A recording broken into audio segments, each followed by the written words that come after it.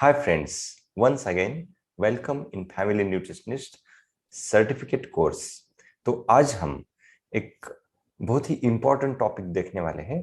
जैसे कि हमने डाइट रेडी टेस्ट देखी इसके पहले क्लास में, उसके पहले डाइट साइकोलॉजी देखी और वो साइकोलॉजी कैसे चेक करना है, how to check the client psychology और उनको कौन से एरिया में। It is one type of स्वॉट एनालिसिस, यानी उनके स्ट्रेंथ्स क्या है, अपॉर्चुनिटीज क्या है, थ्रेट्स क्या है और उनके वीकनेसेस क्या है। ये सब उस टेस्ट में हमें टेस्ट से हमें समझ में आ जाएगा। होप कि मैंने उसमें एक होमवर्क दिया था आपको कि 4 से 5 क्लाइंट्स का आपको टेस्ट लेना था और हमें भेजना था। कुछ स्टूडेंट्स ने भेजे हैं, कुछ के रहे तो कुछ लोगों ने नहीं भेजा। तो टाइम निकाल के वो खुद का टेस्ट करिए या अपने फैमिली का करिए।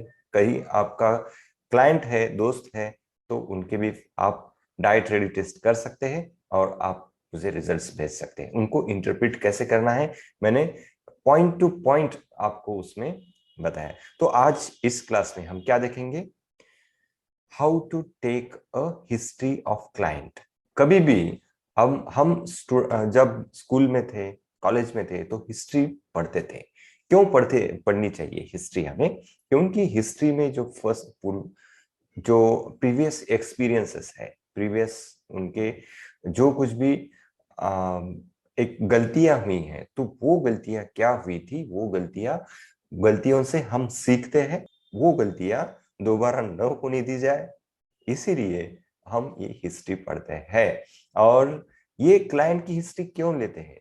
तो क्लाइंट का पूरा जेनेटिकल स्ट्रक्चर, उनका अभी का बॉडी स्ट्रक्चर, बाद में उनके बिहेवियर्स, उनके हैबिट्स, डाइट पैटर्न्स, वो क्या है, वो वेजिटेरियन है, नॉन वेजिटेरियन, ये सब क्लाइंट का या आपके मेंबर्स का वो आपको पता होना चाहिए। एक कुंडली बोलते हैं, तो वो कुंडली या हिस्ट्री हमें पता होनी चाहिए। इसीलिए मैंने एक फॉर्म बनाया है।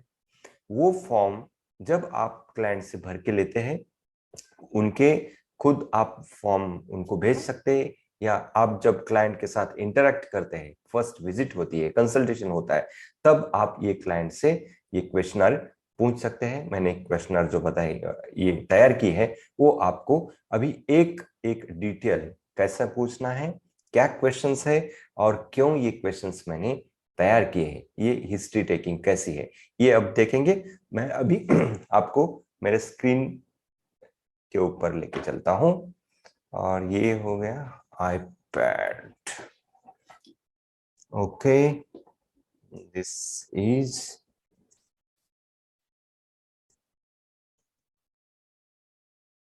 राइट।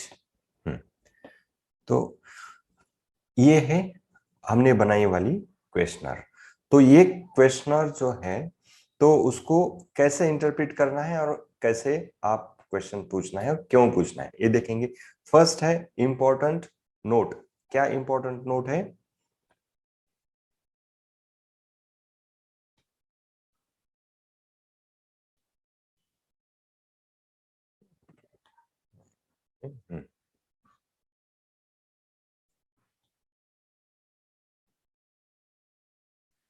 ये है बाय फीलिंग। ये कंसेंट है एक तरह की, जो ऑनेस्टली वो फील करना है क्लाइंट्स ने। कुछ गलत इंफॉर्मेशन ना देनी चाहिए, ये कंसेंट के तौर पे।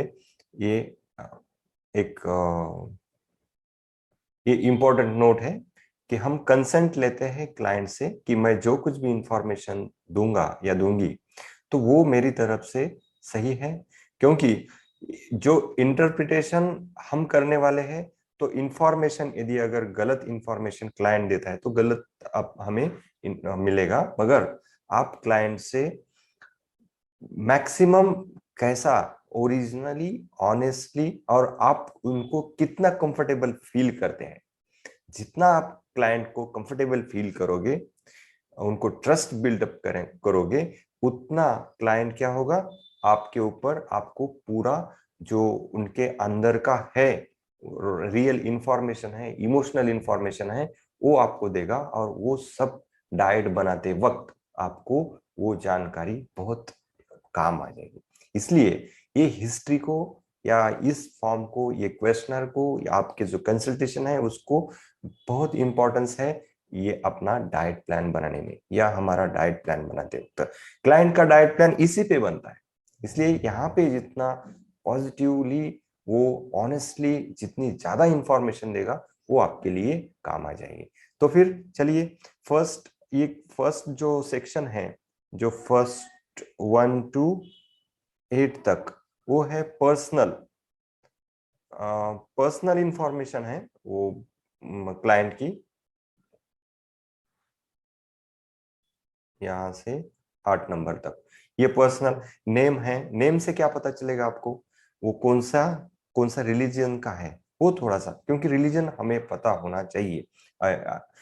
रिलीजियस होना नहीं चाहिए, मगर यहाँ क्लाइंट का रिलीजन पता होने के बाद उनका जो ईटिंग पैटर्न है, उनका जो कल्चर है, ईटिंग कल्चर है, फूड कल्चर है, तो वो आपको समझ में आता है। उस हिसाब से हम डाइट भी बना सकते हैं। जैसे कि कोई हिंदू है, तो हिंदू में भी अलग अलग कुछ जो कुछ भी एक सब रिलीजन्स है, तो वो उनके जो ट्रेडिशंस है, क्या वो खाते हैं। कभी कभी किस हिंदू इसमें नॉनवेज नहीं खाते, किस में नॉनवेज खाते हैं, मोमेडियन है, तो फिर वो क्या खाते हैं आपको पता होना चाहिए। उस हिसाब से हमें डाइट देना चाहिए। तो फिर ये एज नेम है। एज है, एज क्या, 3 कैटेगरीज होती है। एक पेडियाट्रिक होता है, 14 इयर्स के नीचे आपको पेडियाट्रिक डाइट या डोसेस एडजस्ट करने आना चाहिए। फिर 14 to 50 तक जो यंग एज है, यंगस्टर्स है, उनका मेटाबॉलिज्म लेवल आपको पता होना चाहिए। स्ट्रांग होता है तो आप डाइट में इजीली एक्सेस चीजें दे सकते हैं। और 50 या 55 के आगे मेटाबॉलिज्म स्लो होता है तो जेरेटिक डाइट आपको देने आना चाहिए। जेरेटिक यानी जो एज्ड पीपल होते हैं, तो उनको भी डाइट आपको एज के इससे हमें पता चलेगा कि वो कौन सा एज में आता है। सेक्स है, तो उसमें फीमेल है, मेल है, तो फीमेल को आपको कैलोरी कम देनी चाहिए। जैसे कि प्रोटीन भी उनको 1.8 ग्राम से ज्यादा नहीं देना चाहिए। उनके कुछ अलग इश्यूज होते हैं, तो वो समझने के लिए हमें सेक्स पता चले चाहिए उनका। Height, centimetre, contact number, email, country, city, weight और बॉडी फैट। ये बॉडी फैट तो हम निकालते हैं, इसलिए ये इंफॉर्मेशन तो आपको होनी चाहिए। हाइट, वेट, एज, क्योंकि इससे हमें क्या क्या निकलता है, बीएमआर, बीएमआई और टोटल डेली एनर्जी एक्सपेंडिचर। ये कंसेप्ट्स में क्या है, ये मेजरमेंट्स क्या है, ये मैं अगले क्लास में आपको लेने ही वाला हूँ। ये बॉडी मास, ये बेसल मेटाबॉलिक रेट है, ये बॉडी मास इंडेक्स है, और ये टोटल डेली एनर्जी एक्सपेंडिचर है। क्या टोटल डेली एनर्जी कितनी एक्सपेंड करता है, वो इस पे समझ में आता है उनका एक्टिविटी लेवल पता होने के बाद। तो ये कंट्री चाहिए हमें, सिटी चाहिए। सिटी क्यों चाहिए, क्योंकि वो कौन से स्टेट में रहती है, क्योंकि वो रीजनल जियोग्राफिकल एरिया जैसे चेंज होता है वैसे फूड की कल्चर चेंज होती है। कोस्टल एरिया में है तो आपको फिश वगैरह देना पड़ेगा, नहीं तो सिर्फ रोटी दाल चावल ऐसा दिया तो वो कर नहीं पाएंगे। तो ये एक कॉमन सेंस हमें पता होना चाहिए कि ये इसलिए हम ये जो इंफॉर्मेशन है क्लाइंट की बेसिक इंफॉर्मेशन वो लेते हैं। फिर बॉडी पार्ट मेजरमेंट से, और ये फैट परसेंटेज जो है, फैट वगैरह, तो वो हमें चलता है, मालूम होता है। उसमें कौन सा, chest, waist, quads, arms, neck circumference and hip, ये इंपॉर्टेंट है।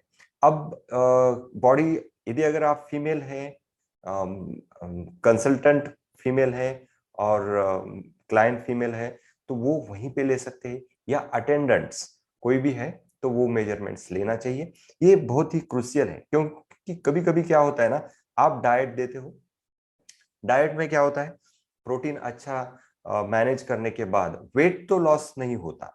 वेट जितना है उतना ही वेट रहता है। कभी कभी क्या होता है, वेट लॉस नहीं होता, जितना वेट है उतना ही रहता है, मगर इंचेस लॉस होते हैं, इंचेस लॉस होते हैं। तो क्लाइंट क्या करता है, मेरा वेट तो कम नहीं हुआ, फिर हमें पूछना चाहिए कि इंचेस हम देख सकते हैं, कंपेयर कर सकते हैं। और मेन इंच है वेस्ट, वेस्ट लाइन यदि अगर छोटी हो गई या 1 इंच भी कम हुआ तो 1-2 kg तक फैट हमने रिड्यूस किया, उसका एक ये मीनिंग हो सकता है। इसलिए क्लाइंट्स को एक वेट या अपना जो मेजरमेंट्स है वो मेजरमेंट्स ये देना चाहिए। अब जैसे कि यहाँ पे मेजरमेंट्स है, सेंटीमीटर में वेस्ट है 150, आर्म्स। अब लेना कैसे है उनको, वेस्ट का जो है वो जो अम्बिलिकल एरिया है उसके ऊपर से या जो पिक एरिया है वहां से वेस्ट लेने को बोलना है। चेस्ट है वो निपल के थोड़ा सा साइड से लेने को बोलना है चेस्ट। फिर नेक है, नेक सरकमफरेंस बीच में से लेना है, नेक के जो ऊपर की और नीचे का जो एजेस है उसके बीच में से नेक का लेना है।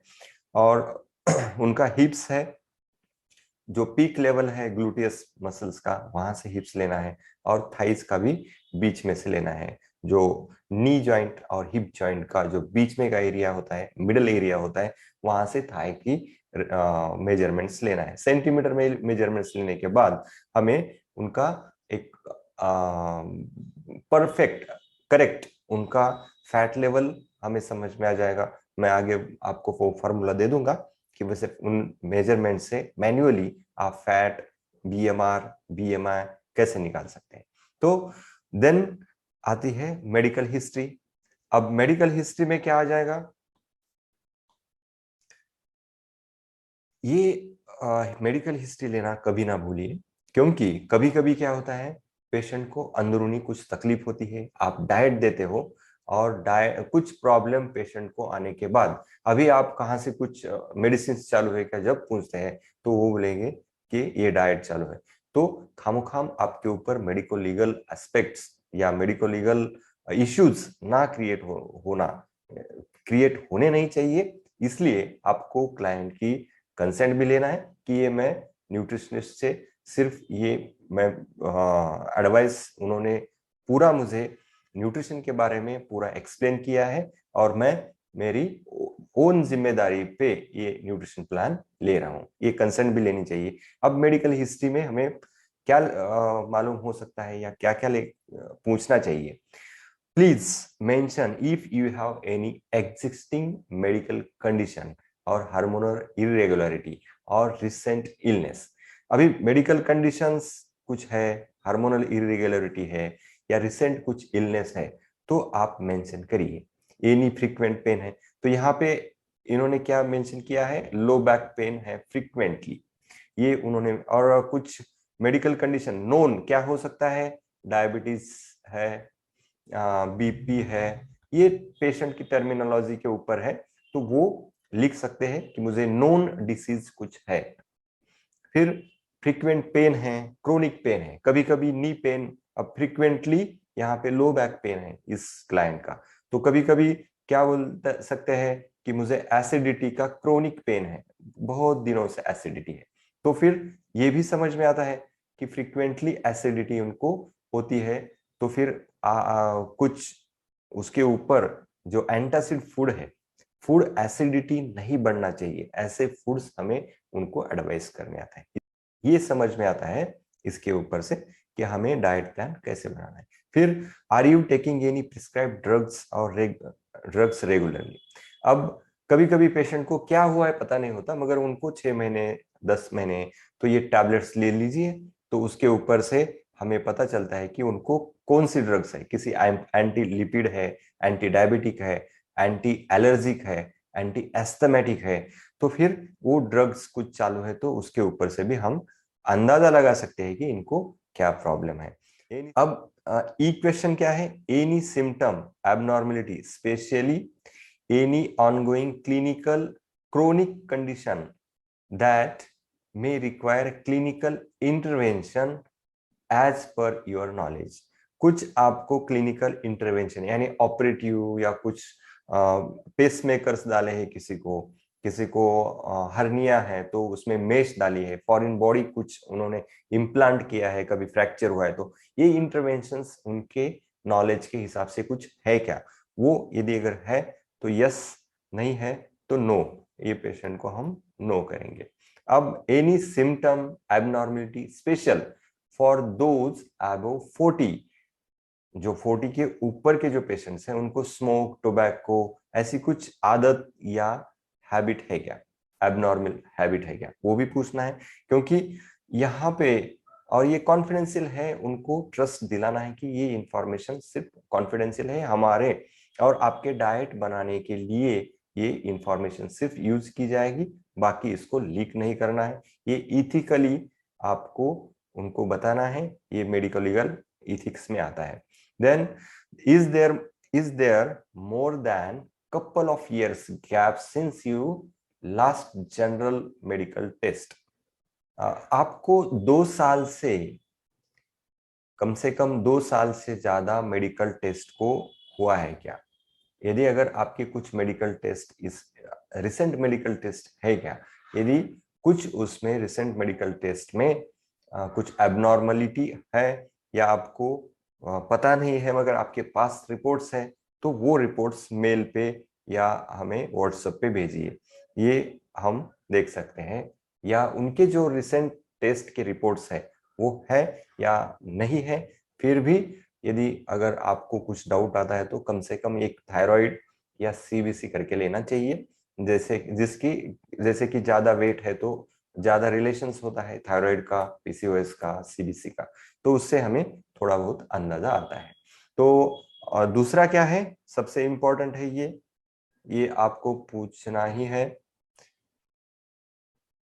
Grade your stress level. Grade your stress level यानी आपको क्या करना है, एक 1 to 10 की स्केल है, तो आपका स्ट्रेस लेवल इस स्केल पे कहां पे है। समझो एक्स बहुत ही स्ट्रेस ज्यादा है तो आप 10 लिखिए, कुछ भी स्ट्रेस नहीं है तो 1 लिखिए। तो ये लेवल पे हमें 5, 4, 3 ऐसे नंबर्स मिलेंगे। कहीं कभी कभी मुझे 10 तक नंबर्स देते हैं लोग और मुझे एक्स्ट्रा स्ट्रेस है, तो मुझे वहां पे समझ में आता है कि जो बॉडी स्ट्रेसफुल है तो वहीं पे उनका वेट में या हार्मोनल बैलेंस में गड़बड़ी होने वाली है, हार्मोनल बैलेंस में। तो फिर हम ये इसके ऊपर भी हमें काम करने आता है। स्ट्रेस की वजह से वेट क्या होता है, इंक्रीज भी हो सकता है और वेट एक्सेस डिक्रीज भी हो सकता है, वो ऊपर है कॉर्टिसोल हार्मोन के ऊपर। तो ये हमें समझ में आता है कि ये स्ट्रेस लेवल कैसी है, ये खुद पेशेंट्स बोलते हैं। How is your lifestyle? अब लाइफस्टाइल हमें पूछना है, सेडेंटरी है, वर्कआउट है, वर्कआउट। अब लाइफस्टाइल के बारे में हमें पूछना है, लाइफस्टाइल कौन सी होती है, एक सेडेंटरी लाइफस्टाइल, एक्टिव लाइफस्टाइल और हाईली एक्टिव लाइफस्टाइल। तो आपको ये कैसे पूछना है, सेडेंटरी है तो नो वर्कआउट है, वर्कआउट है क्या नहीं आपको पूछना है। कभी कभी 3 या 4 दिन मैं वर्कआउट करता हूँ, करती हूँ ऐसे बोलते हैं, तो सिर्फ मॉडरेट एक्टिव है।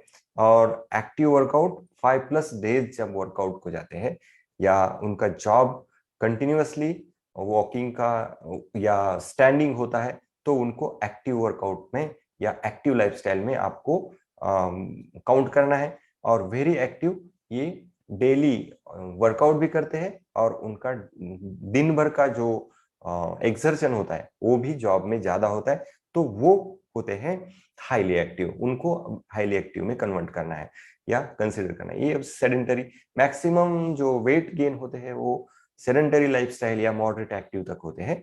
और इसका क्या मतलब है, ये क्यों पूछना है, क्योंकि हमें टोटल डेली एनर्जी एक्सपेंडिचर जब हम निकालने वाले हैं तो ये कॉलम हमें काम आ सकता है, तो इसलिए हमें ये पूछना है। अब इससे क्या समझ में आ जाएगा, ये एक्टिव है, सेडेंटरी है और हाईली एक्टिव है। Then 11, how is your daily schedule like, wake up time, sleep time, ये भी डिस्क्राइब करो, ऐसे पूछना है। अब जैसे कि इस क्लाइंट ने 6:30 को वेकअप टाइम है उनका 6:30। अब इससे क्या पता चलेगा, क्योंकि इनका वेकअप टाइम 6:30 है तो मुझे डाइट का फर्स्ट मील कब देना है। तो ये वेकअप टाइम और स्लीप टाइम, ये दोनों भी हमें मिलनी चाहिए, क्योंकि लास्ट मील कब बनाना है, बिफोर 3, उसका जो टाइमिंग है 3 to 3 hours बिफोर स्लीप। कितना? 3 hours बिफोर स्लीप हमें उनका मील टाइम बनाना है।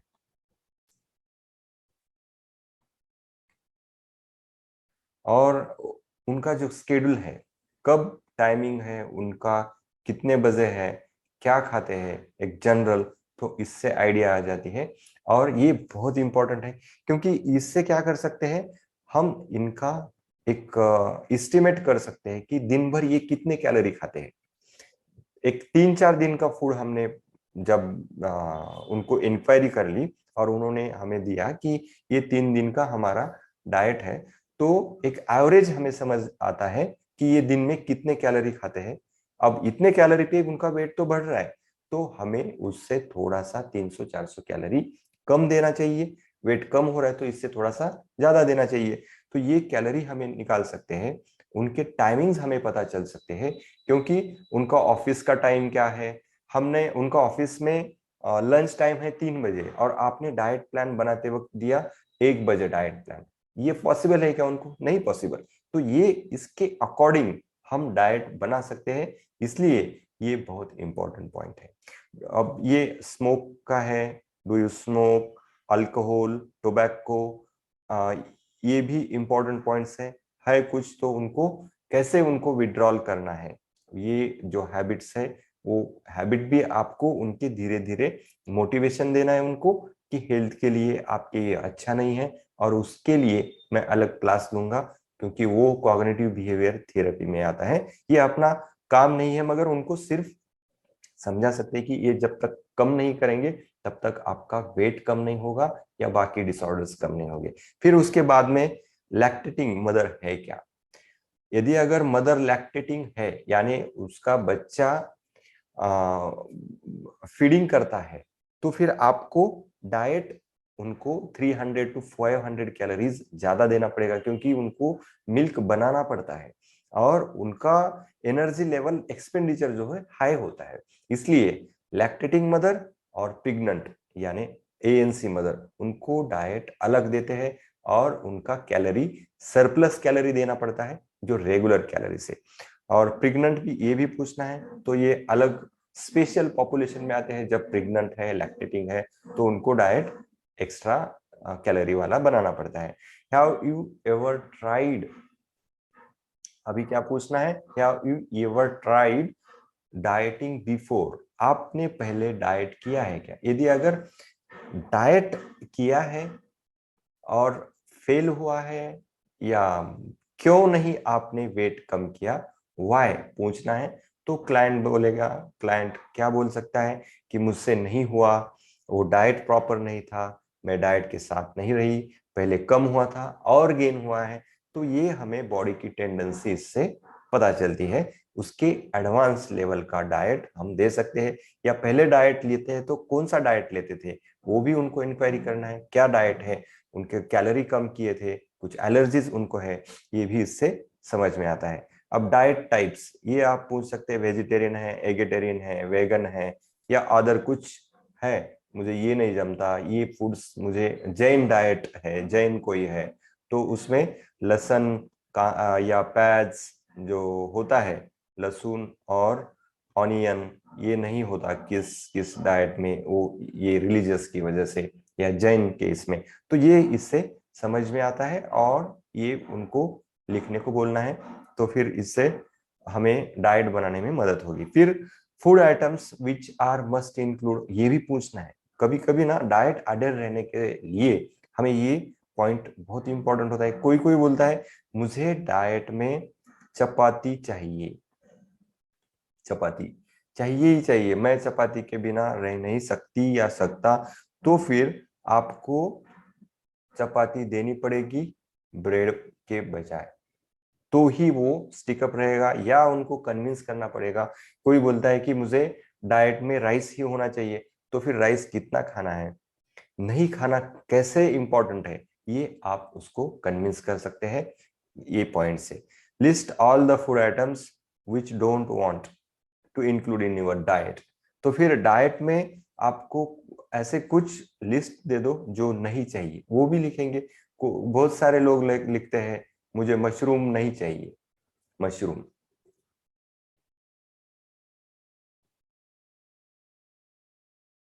है, तो फिर हम मशरूम डाइट में देने वाले हैं और उसको तो नहीं चलते, तो इससे पता चलेगा कि मशरूम का अल्टरनेटिव हम दे सकते हैं। ये इससे क्या पता होगा कि वो मिनिमम देना है या देने के पहले आपको उनको कन्विंस करना पड़ेगा। कोई मिल्क नहीं लेता तो मिल्क आप लेके देखिए, यदि आपको क्या प्रॉब्लम होता है तो वो बाद में हम कट करेंगे, ऐसे बोल सकते हैं। फिर एलर्जीज कुछ है, फूड की एलर्जी, ये भी इंपॉर्टेंट है। किस कोई क्लाइंट्स को फूड की एलर्जीज होती है क्या? आप तो नींबू देने वाले हैं और किसी को लेमन खाने के बाद एक तो अस्थमेटिक अटैक आता है या कुछ एसिडिटी होती है, तो ये पूछ लेना है। किसी को ग्लूटेन की एसिडिटी होती है, ग्लूटेन की सेंसिटिविटी होती है, किसी को ग्लूटेन की सेंसिटिविटी होती है, किसी को लैक्टोज की सेंसिटिविटी होती है, तो वो यहाँ पे लिखने को बोलना है।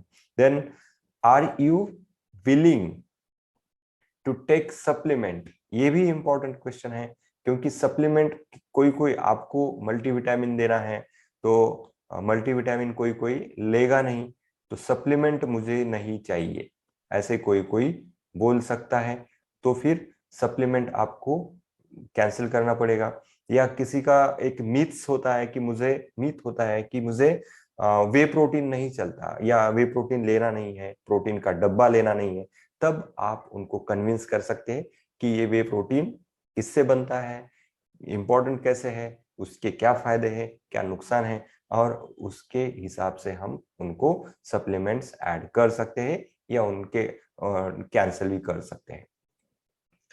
अब can you list what all food items have you eaten with quantities in past 3 days, please describe. जैसे कि 3 days में फूड आइटम्स, जैसे हमारा ये पॉइंट रिपीट हुआ है, दिन के स्केड्यूल में ही लिखते हैं क्या खाया, तो फिर वो या 3 दिन का भी हम ले सकते हैं। यदि अगर आप थोड़ा सा टाइम है पहले पहले तो आप ले सकते हैं 3 days का स्केड्यूल, क्या था आपका ईटिंग पैटर्न, क्या था, डिस्क्राइब करके लिखने को उनको बोल सकते हैं, तो उससे हमें उनके कैलोरी का पता चलेगा, फास्ट कैलोरीज का। Any fasting days in week, ये भी इंडियन डाइट प्लान में बहुत इंपॉर्टेंट पॉइंट है। क्या फास्टिंग होता है मंडे को, कोई बोलेगा मुझे मंडे फास्टिंग होता है, तो फास्टिंग का फूड या डाइट आपको देने आना चाहिए। क्या चलता है फास्टिंग में? जैसे कि लोटस सीड है, राजगिरा है, राजमा नहीं, राजगिरा, लोटस सीड, बादाम की आमटी, या फिर आप पनीर, ये फूड जो है आपको पता होना चाहिए कि फास्टिंग में, क्योंकि इनके जो फास्ट है वो एक इमोशनल लेवल पे उनकी अटैचमेंट होती है गॉड के साथ, तो उसका फायदा भी हम ले सकते हैं वेट कम करने के लिए। मगर फास्ट में हम क्या खाते हैं, ये स्वीट्स खाते हैं, देन साबूदाना खाते हैं, तो उससे वो मैक्सिमम कार्ब्स ही होते हैं, तो उसका फायदा नहीं होता। मगर हम उनको प्रॉपर डाइट सजेस्ट करके, फास्टिंग डाइट सजेस्ट करके, उसका हफ्ते में 1-2 बार इंटरमीडिएंट फास्टिंग कर सकते हैं और कैलोरी ड्रॉप आउट कर सकते हैं। Then how often do you eat outside, ये भी इंपॉर्टेंट पॉइंट है।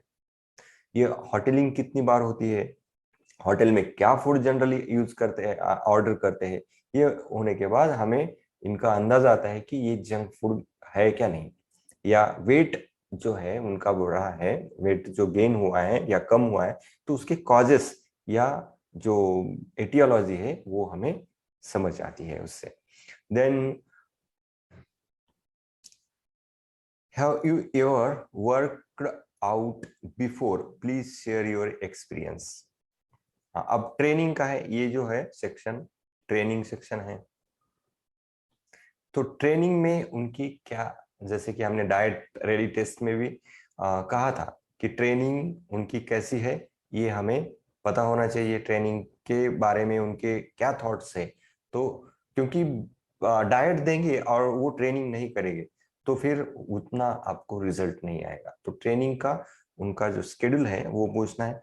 क्या है, क्या उसमें 3-4 क्वेश्चंस आप पूछ सकते हैं। Have you ever workout before, आपने कभी वर्कआउट किया है, या एक्सपीरियंस शेयर करो मुझे, मैंने जिम लगाई थी, मैंने एरोबिक्स लगाया था, मैंने जुम्बा किया था, यहाँ पे ग्रुप एक्सरसाइज की थी, या हम ग्राउंड पे घूमने जाते हैं। तो हमें इनकी इससे क्या पता चलेगा कि इंटेंसिटी लेवल क्या है। तो जितना इंटेंसिटी लेवल उससे आगे हम उनको लेके जा सकते हैं ये कॉलम से। जैसे कि जिम में आप कितना वजन उठाते थे, एक्सपीरियंस क्या है, या कुछ इंजुरी हुई थी क्या जिम में, तो ये हम पूछ सकते हैं और इससे हमें अंदाजा आता है कि उनकी स्ट्रेंथ लेवल कैसी है। देन जिम वर्कआउट उनको पसंद है या होम वर्कआउट्स पसंद करते हैं, तो ये भी उनको पूछना है। यदि जिम वर्कआउट्स करते हैं तो वहां पे ट्रेनर लगाने के लिए हम मोटिवेट कर सकते हैं, या फिर हम उनको प्लान दे सकते हैं। घर में वर्कआउट करना है तो घर में भी वर्कआउट करने के लिए हमें प्लान देने आना चाहिए। वो प्लान में एक अगले क्लास में दे दूंगा आपको, कैसे वर्कआउट, होम वर्कआउट्स कैसे डिजाइन करना है, ये भी हम डाइट में ही देना चाहिए। क्योंकि वो एक होम वर्कआउट्स, बहुत सारे लोग तो जिम प्रिफर नहीं करते, बाहर नहीं निकलते, उनको टाइम नहीं होता, तो होम वर्कआउट्स आपको देने आना चाहिए। तो मैं एक क्लास में होम वर्कआउट्स का एक चार्ट बना के दूंगा, वो चार्ट आप इजीली पास आउट कर सकते हैं आपके क्लाइंट को। देन टाइम वर्कआउट का टाइम क्यों पूछना है, क्योंकि बिफोर वर्कआउट क्या फूड लेना है और आफ्टर वर्कआउट क्या फूड लेना है, मील प्लान बनाने के लिए, टाइमिंग के लिए हमें ये वर्कआउट टाइम मालूम होना या पता होना बहुत जरूरी है। That then what is your fitness goal, ये बहुत ही ये मोस्ट इंपॉर्टेंट पॉइंट है। क्यों इंपॉर्टेंट है, क्योंकि यहाँ पता चलेगा कि उनकी डिजायर्स क्या है, एक्सपेक्टेशंस क्या है हमें। तो ओवर एक्सपेक्टेशंस कभी है तो उनको काउंसलिंग करना आना चाहिए। बिलो कम एक्सपेक्टेशंस है तो उनको अपग्रेड करने आना चाहिए। तो इससे कभी कभी ना मुझे 20 केजी कम करना है, 20 दिन में 20 केजी कम करना है, या 20 दिन में मुझे 1 महीना है मेरे पास 1 मंथ है और मुझे 20 केजी कम करना है, मेरी शादी है, मेरे घर की शादी है, तो मुझे ऐसे भी एक्सपेक्टेशंस होते हैं, गोल होते हैं। तो वहां पे आपको एक क्या हो सकता है, वहां पे आपको एक अंदाजा आना चाहिए कि उनके एक्सपेक्टेशंस कैसे हैं और क्लाइंट क्या चाहता है। फिर सजेशंस क्या है, आप क्या सजेस्ट कर सकते हैं, मुझे ये करिए वो करिए, वो कुछ सजेशंस है तो वो हम सजेशंस भी लेते हैं उनसे। और गोल शुड बी स्मार्ट, हमने क्या क्या किया है उनको, स्मार्ट यानी स्पेसिफिक होना चाहिए, मेजरेबल होना चाहिए, अचीवेबल, रियलिस्टिक एंड टाइमली। तो फिर कैसे लिख सकता है, मुझे आई want to reduce 5 kg in 2 months। ये टेंजिबल है 5 kg, वो टाइम होना चाहिए उसमें, स्मार्ट भी है कि 5 kg is smart goal in 2 months. तो फिर ये ऐसे गोल लिख के लेना है। फिर ट्रांसफॉर्मेशन के लिए कंसेंट लेना है, और रिसेंट फोटो कंपेयर करने के लिए उनके 2 फोटो यहाँ पे, एक फ्रंट साइड का और एक साइड व्यू, कभी कभी बैक व्यू भी हम लेते हैं। और फ्रंट साइड बैक, ये 3 फोटो भी उनके लेना है।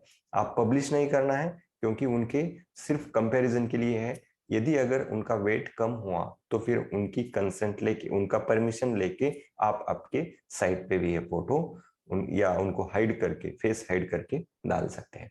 तो ये थी एक client history, how to take the history of client. तो ये हिस्ट्री आप इजीली ले सकते हैं। ये हिस्ट्री के ऊपर ही आपका डाइट प्लान बनेगा। आप डाइट कौन सा प्लान बनाना है, डाइट में कितने क्वांटिटी या एलर्जी कुछ है, कुछ उनको डिसऑर्डर्स है, तो उस हिसाब से हम डाइट बना सकते हैं। तो चलिए मैं आपको ये फॉर्म नीचे दिए गए लिंक में ये वर्ड या ये, तो चलिए मैं आपको ये फॉर्म नीचे जो लिंक है उस पे आपको भेज दूंगा, वो डाउनलोड करिए। और 5 आप पहले खुद की हिस्ट्री भरिए, और घर में जो 5 लोग हैं या फैमिली है, फ्रेंड्स है, तो उनके 5 फॉर्म्स मुझे सबमिट करिए। Thank you. अब मिलेंगे नेक्स्ट अगले वीडियो पे।